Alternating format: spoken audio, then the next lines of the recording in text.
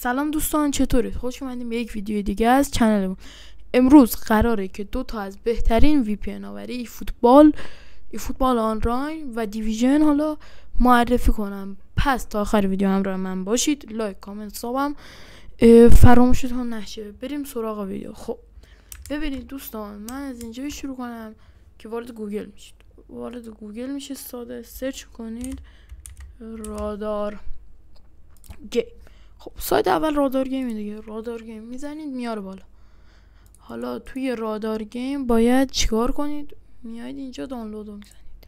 دانلود نسخه ویندوز. حالا من دانلود دارم دیگه، دانلود کنم. نسخه ویندوز رو میزنید و وارد حالا بخوام اینجوری بگم که میزنید وارد یه همچین صفحه میشه. سایت رو براتون بالا میاره.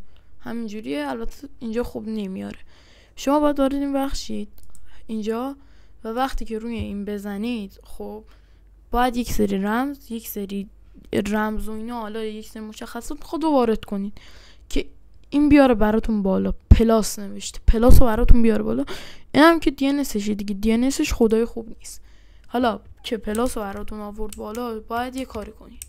وقتی که پلاس آورد براتون بالا، بذارید بیارمش. وقتی که پلاس آورد براتون بالا میاد اینجا. مثلا میتونید ایران بذارید، خیلی برای فوتبال خوب، خودم تست کردم. میتونید اروپا بذارید، پینگاشون هم همه مشخصه. میتونید میدل است یا ایست فکر کنم که حالا میدل ایست بزنید به نظر من بهتره، سریعتر حریف پیدا میکنه. حالا من خودم امتحان کردم و حالا ممکنه یک سری اتفاقات بیفته، شما نتونید رمز و ایناتون رو وارد کنید، ثبت نشه، ارور بده هی، یا اصلا سایت براتون بالا نیاره. خب اینا یک سری از مشکلاتی هستن که داره این سایت و این رادار گیم. و برای حل کردن این مشکلات، حالا من خیلی تند و خلاصه طور توضیح دارم میدم، ولی شما وقتی رو دانلود بزنید یه اینستالر فکر کنم براتون میاد و کلا همش میشه نکست باشه. چیز خیلی ساده واقعا.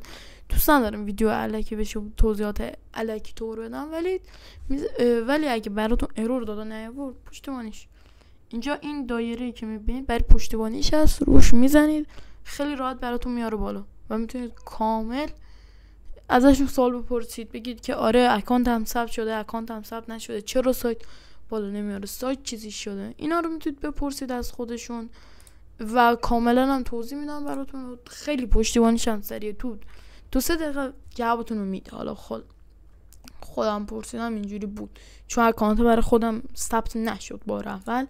خب حالا میریم سراغ DNS دوم. البته اینم قبلش بگم که اینجا همین روی این دانلود رو بزنید نسخه اندروید هم داره، یعنی میتونید نسخه اندرویدش رو دانلود کنید که این همینه. نسخه اندرویدش هم خوبه برای فوتبال. موبایل هم احتمال زیاد بشه، ولی فکر نکنم بشه این پلاساش رو کنسول استفاده کرد، نمیدونم واقعا. خب DNS بعدی سرچ میکنید وارپ. همین وارپ بزنید، وارپ VPN.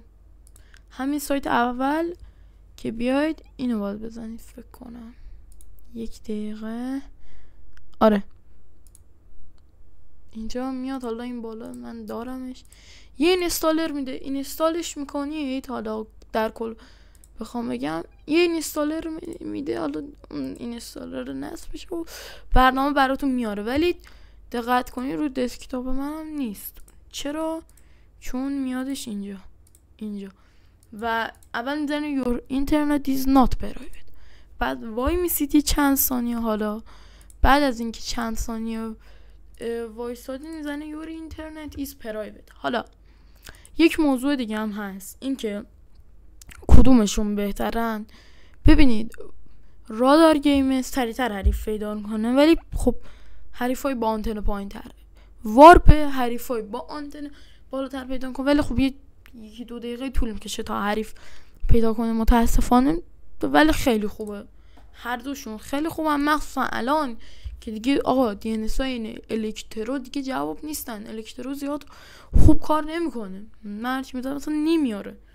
DNS اصلا وصل نمیشه.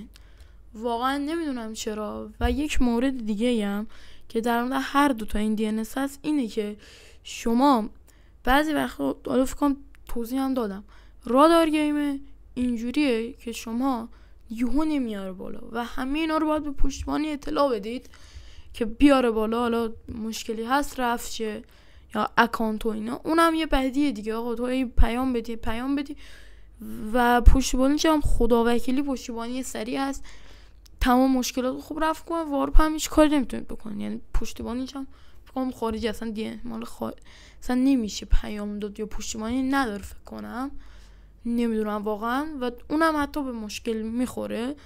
ولی مثلا الان خودم بخوام بگم 4-5 ماه دارم مثلا اینا استفاده میکنم، 4-5 ماه به بالایی که الکترو برای من خوب کار نمیکنه، دارم از وارپ و رادار گیم استفاده میکنم که خیلی هم خوبم. و گفتم که بیام این 2 تا DNS هم به شما بگم که شما هم بدونید چه DNS های خوبه، بتونید راحت آنلاین باز کنید. و بازم تاکید دارم که رادار گیمه برای موبایل هم میشه، رو موبایل اکانتتون رو بسازید، راحت میتونید رادار گیم هم بیارید برای موبایل که اون در موبایل هم فکر کنم تا حدودی جواب باشه رادار گیمه دیگه. خلاص گفتم که اینا رو بگم که شما هم بدونید و بتونید راحت آنلاینی فوتبال بازی کنید. پس حتما حمایت کنید و لایک و کامنت و ساب فراموشتون نشه. تا ویدیو دیگه، خدافظ.